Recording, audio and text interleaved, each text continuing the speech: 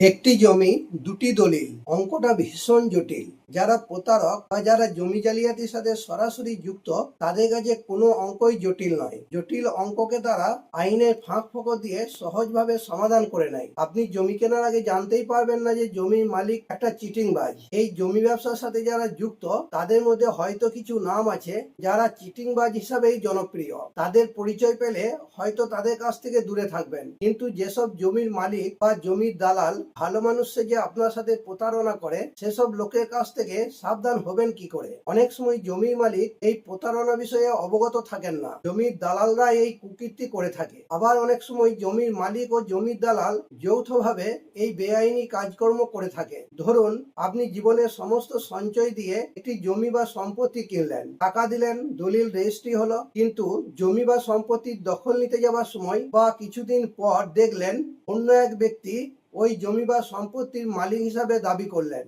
তার কাছে রেজিস্ট্রি দলিল রয়েছে। আপনি সমস্যায় পড়লেন। যদি একই জমি বা সম্পত্তি দুজনকে বা একাধিক ব্যক্তির কাছে বিক্রি করা হয়, তাহলে জমির আসল মালিক কে হবেন? আইনগতভাবে কোন দলিলটি টিকবে? যিনি প্রতারিত হলেন তিনি কিভাবে টাকা ফেরত পেতে পারেন? প্রতারকের কোনো সাজা হবে কিনা? এসব বিষয়ে বিস্তারিত জানতে হলে ভিডিওটি প্রথম থেকে শেষ অবধি অবশ্যই দেখতে থাকুন। Welcome back to my YouTube channel.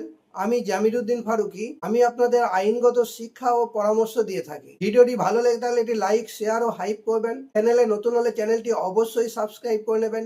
আজই চ্যানেলে মেম্বারশিপ গ্রহণ করুন। মেম্বারশিপ নিতে হলে ভিডিওর নিচে থাকা জয়েন বাটনটি ক্লিক করুন। আপনার কোনো আইনি সমস্যা থাকলে তা কমেন্টে জানান, কারণ এই চ্যানেল সর্বদা আপনাদের পাশে আছে। আজকের এই ভিডিওতে জানাবো জমির মালিক একই জমি দুটি আলাদা ব্যক্তিকে বিক্রি করলে জমির মালিকানা কে পাবে। জমি বা সম্পত্তি কেনার পরে আপনি যদি প্রতারিত হন বা সম্পত্তির দখল না পান, তাহলে আপনি কি আইনি পদক্ষেপ নেবেন? জমি বা সম্পত্তি কেনার আগে আপনি কি কি বিষয় চেক করবেন? সরল বিশ্বাসে যদি কোনো ব্যক্তি জমি বা সম্পত্তি কেনেন, তিনি কি আইনি অধিকার পাবেন? রেজিস্ট্রেশন আইনের 47 নম্বর ধারার ব্যাখ্যা কি? পশ্চিমবঙ্গের রেজিস্ট্রেশন আইন 1908-এর 47 নম্বর ধারার প্রয়োগ ও সময়সীমার নিয়ম কি?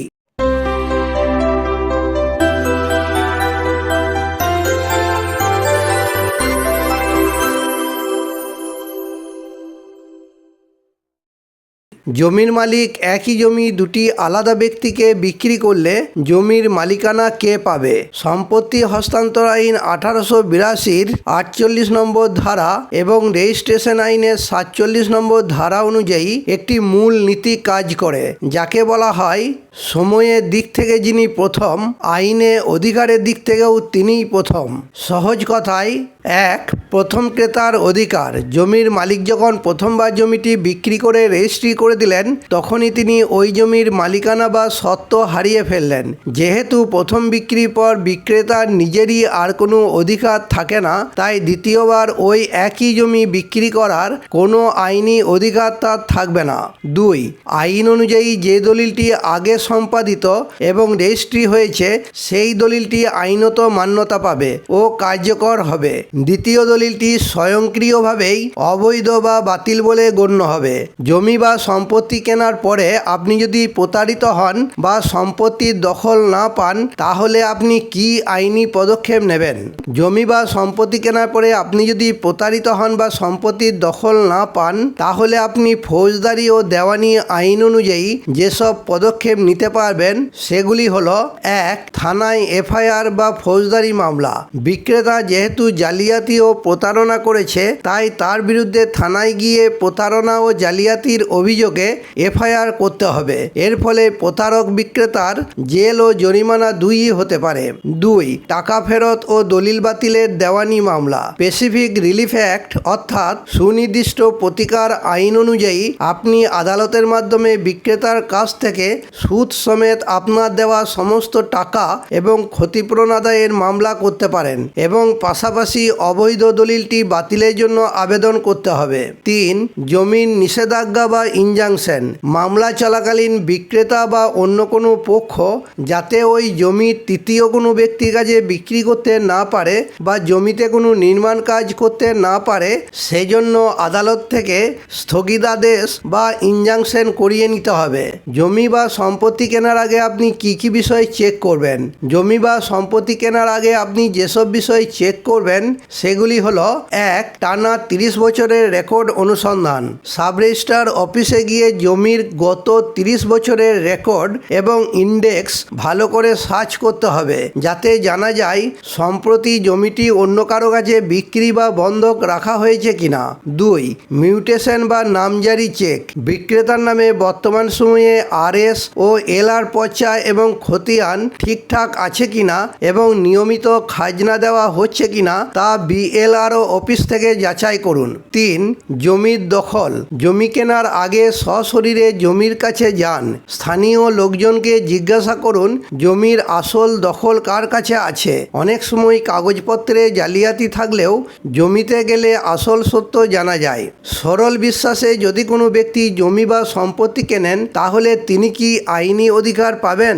যদি দ্বিতীয় ক্রেতা কিছু না জেনে সরল বিশ্বাসে বা বিক্রেতার কথায় বিশ্বাস করে পুরো টাকা দিয়ে জমি কিনে প্রতারিত হন তাহলে তিনি আইনত জমির মালিক হবেন না, কারণ বিক্রেতা প্রথম ক্রেতাকে জমি বিক্রি করে দেওয়ার পরেই জমির মালিকানা হারান।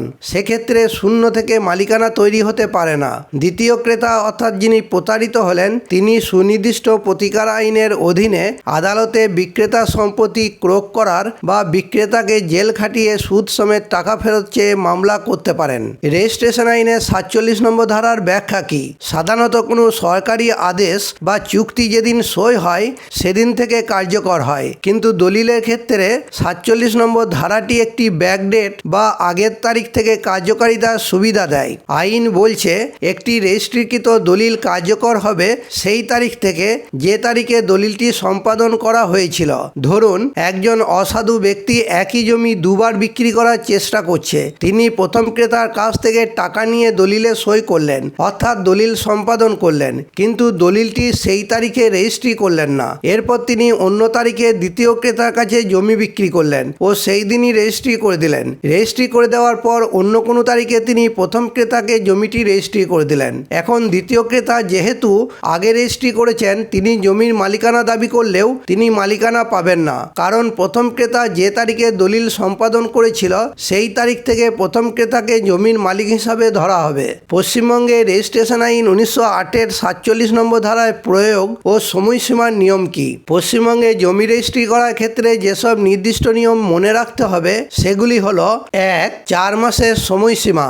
দলিলে সই অর্থাৎ দলিল সম্পাদনের তারিখ থেকে 4 মাসের মধ্যে সেটি রেজিস্ট্রি অফিসে জমা দিতে হয়। আপনি যদি এই 4 মাসের মধ্যে জমা দেন তবেই 47 নম্বর ধারার সুবিধা পাবেন, অর্থাৎ দলিল সম্পাদনের তারিখ থেকে মালিকানা পাবেন। 2. ক্রেতার সুরক্ষা।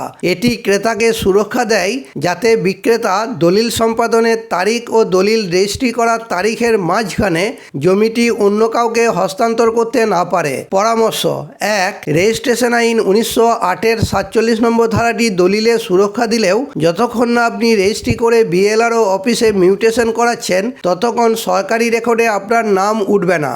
2. দ্বিতীয় ক্রেতা যদি কোনোভাবে জমির দখল নেন তাহলে বিষয়টি জটিল আইনি প্রক্রিয়ার মধ্য দিয়ে যাবে। 3. সুপ্রিম কোর্ট বিভিন্ন রায়ে বলেছে যে রেজিস্ট্রেশন আইন 1908-এর 47 নম্বর ধারা অনুযায়ী মালিকানা সম্পাদনের তারিখ থেকে কার্যকর হলেও রেজিস্ট্রেশন প্রক্রিয়াটি সম্পূর্ণ হলে তবেই দলিলটি পূর্ণাঙ্গ আইনি ভিত্তি পায়।